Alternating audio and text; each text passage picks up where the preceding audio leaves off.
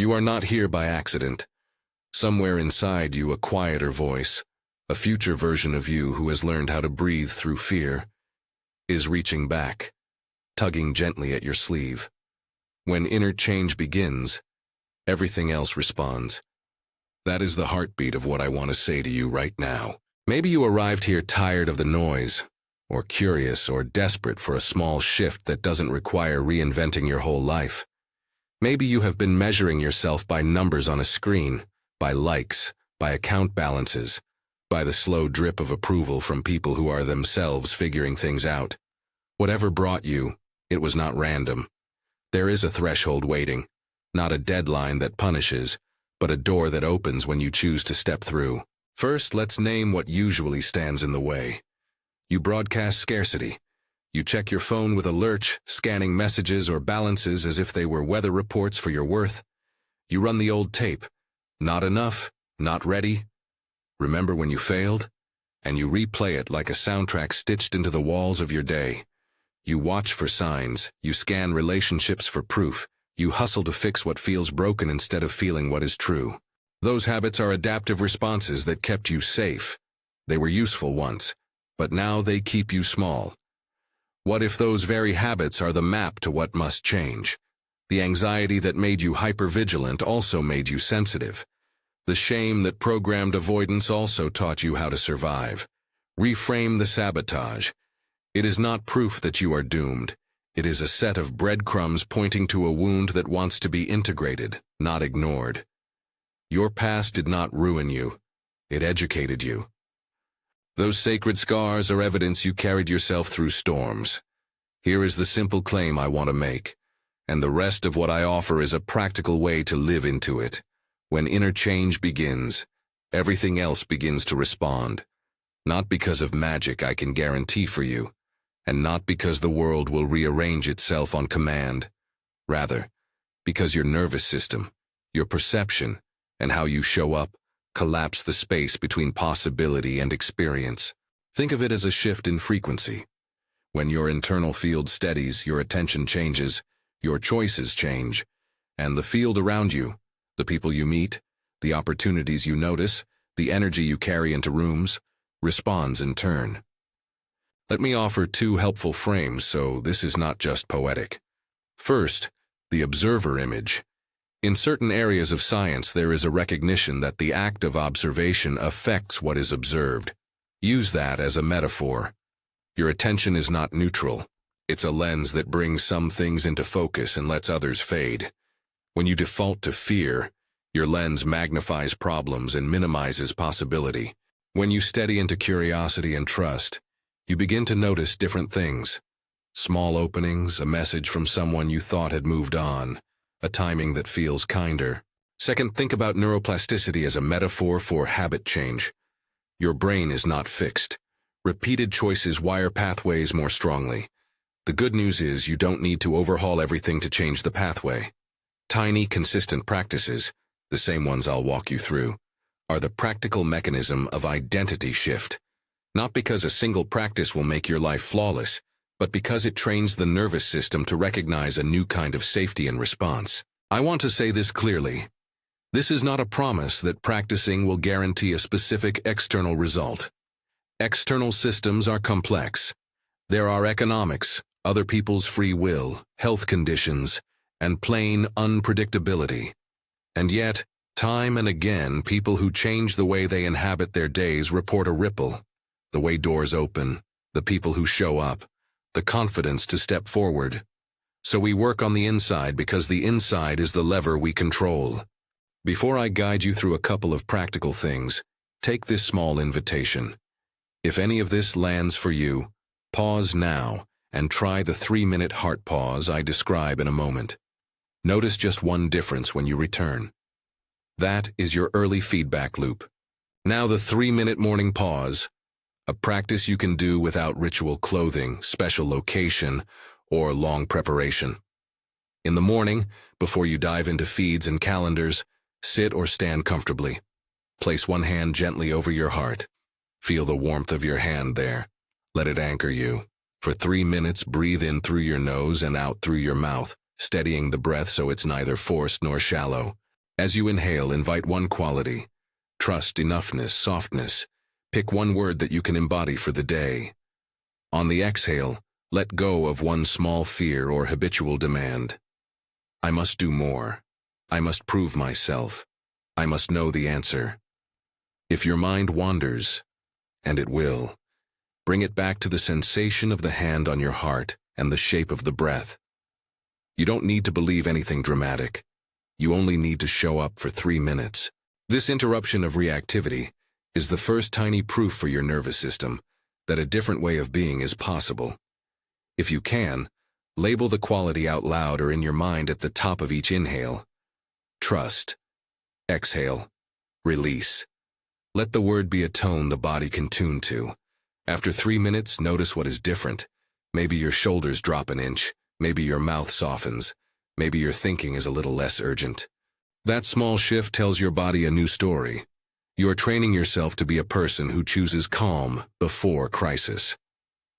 Later, in the evening, practice the nightly replay. Not to rehash old shame, but to integrate and register evidence. Before bed, bring to mind 3 moments from the day that carried even a faint trace of alignment. A conversation that landed differently, a task you completed without dread, a moment you laughed. Replay each briefly and for each one say, "Thank you. What did I learn?" Then add one piece of curiosity. What wanted my attention next? End with a soft gratitude for the breath that steadied you, for the small progress, for the hidden guidance. This is not forced positivity. It's a training in noticing the evidence that your inner changes are meeting the world, and that the world is responding in small, real ways. These 2 practices, morning pause and nightly replay, are not magic spells.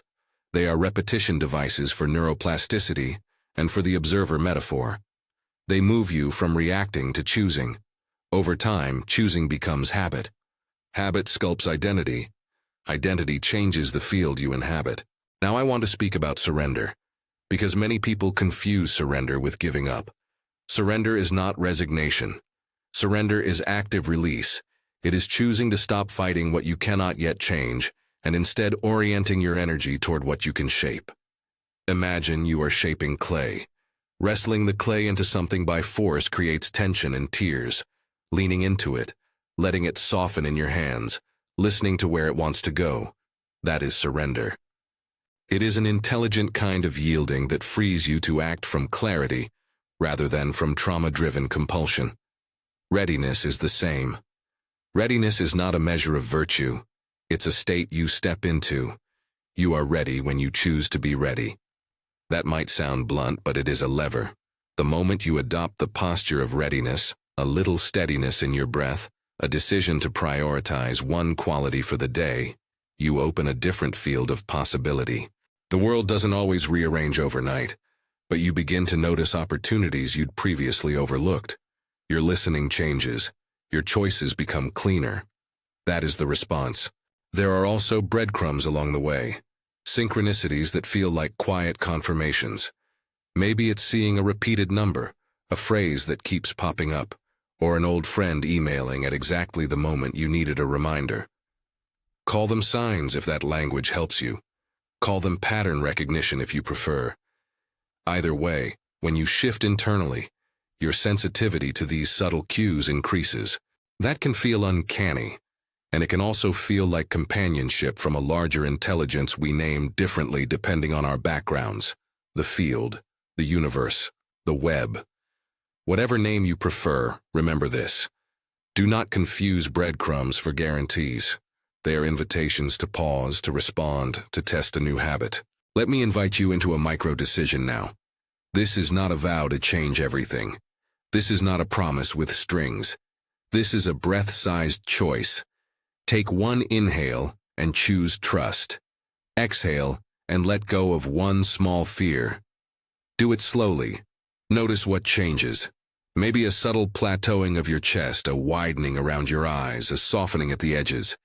If nothing shifts dramatically, that's fine. You have still practiced the muscle. If something does shift, let it be a signal. The inside moved. Observe what that produces in the outside. Imagine for a moment What might follow? You speak in a meeting with less reactivity. Someone leans in differently. You answer a call with calm. The other person's tone shifts. You apply for a job from a place of curiosity rather than desperation. The process becomes clearer. Small external things do not always change because you choose trust, but your relationship to them does, and that often opens channels you otherwise would have missed. Notice I am not promising a neat cause and effect for every situation. I am inviting you to notice patterns. Inner change changes your visibility and your access. Now hear the voice of your future self, not as prophecy, but as a felt reassurance. The future self speaks like someone who has walked through what you're facing and learned how to stay steady in the middle of the storm.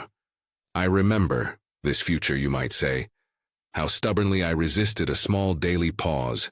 I remember thinking I didn't have time. Then one morning I sat with my hand on my heart for 3 minutes, and something inside that had been splintered began to thread back together. I didn't wake up in a different life the next day, but I noticed a different phone call that led me somewhere new. I learned to lean into my scars. They became my grammar for compassion. Let that voice be a friend you can call on when your present self feels small. It is not shouting orders. It is tapping you on the shoulder with gentle insistence. Try the practice. Make the tiny choice. Be patient. There will be resistance. Old programs will surface. You don't have time. This is woo. You'll fail again. Name those thoughts without judgment. They are not moral failures. They are echoes. When they come, return to the hand on the heart. Return to the breath. Return to the word you chose for the day. Consistency is not perfection. It is a long, patient tending. Integration is also about turning wounds into usable energy. That does not erase the pain of what happened. It transforms its role in your story. Instead of pain being a reason to hide, it becomes a source of empathy, a teacher of boundaries, a map for service. Those sacred scars can become your compass points. When you practice this way, other people are more likely to hear you because you are speaking from a steadier place. You are no longer asking the world to prove itself to you. You are allowing yourself to receive what aligns and to decline what does not. At this point, you may be wondering about timing. Maybe you saw the phrase threshold and thought of a date. A symbolic December 20th, a solstice, a circled day on the calendar. If you are publishing near a specific date, you can use it as a symbolic window. If not, drop the date and keep the urgency. The window is now. This moment is always a threshold if you choose to treat it as such. There is no mystical expiration on readiness. There is only the natural truth that the sooner you begin, the sooner you will notice change. Let's anchor with an example that is simple and human.